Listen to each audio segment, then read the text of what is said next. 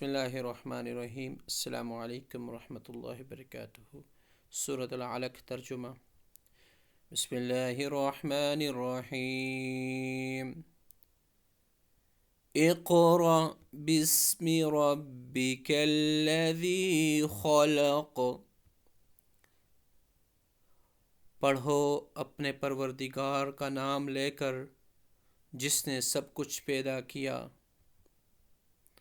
خلق الانسان من علق۔ اس نے انسان کو جمے ہوئے خون سے پیدا کیا ہے۔ اقرأ وربک الاکرم۔ پڑھو اور تمہارا پروردگار سب سے زیادہ کرم والا ہے۔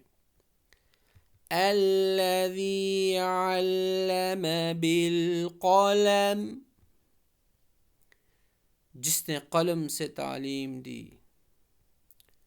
علم الانسان ما لم يعلم۔ انسان کو اس بات کی تعلیم دی جو وہ نہیں جانتا تھا۔ کلا ان الانسان لیطغی۔ حقیقت یہ ہے کہ انسان کھلی سرکشی کر رہا ہے۔ ان رآہ استغنی۔ کیونکہ اس نے اپنے آپ کو بے نیاز سمجھ لیا ہے۔ ان الی ربک الرجعی۔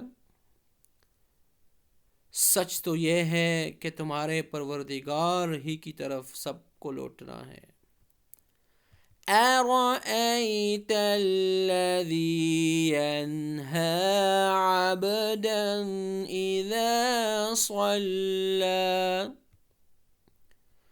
بھلا تم نے اس شخص کو بھی دیکھا جو ایک بندے کو منع کرتا ہے جب وہ نماز پڑھتا ہے۔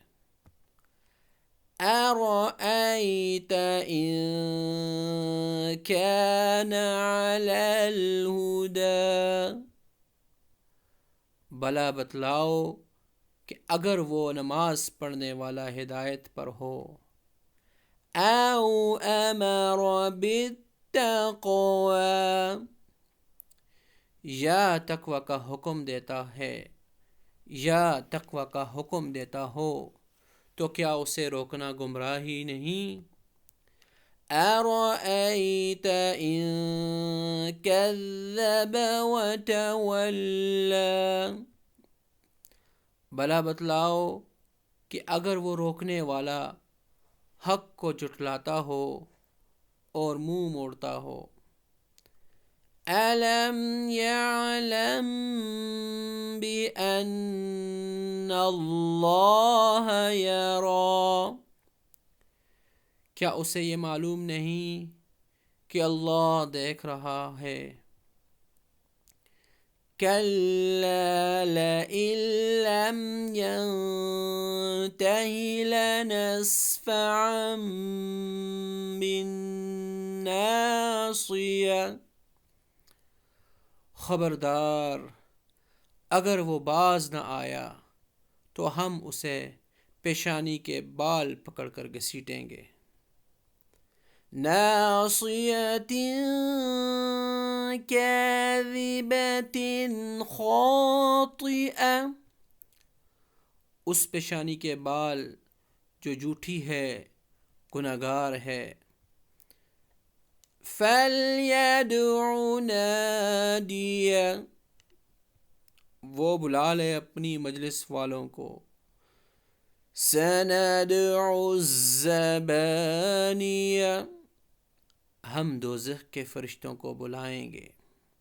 کلا لا تطعہ واسجد واقترب۔ ہرگز نہیں، اس کی بات نہ مانو اور سجدہ کرو اور قریب آ جاؤ۔ صدق اللہ العظیم۔ یہ ترجمہ مفتی تقی عثمانی صاحب دامن برکاتہ عالیہ کے آسان ترجمہ قرآن سے لیا گیا ہے۔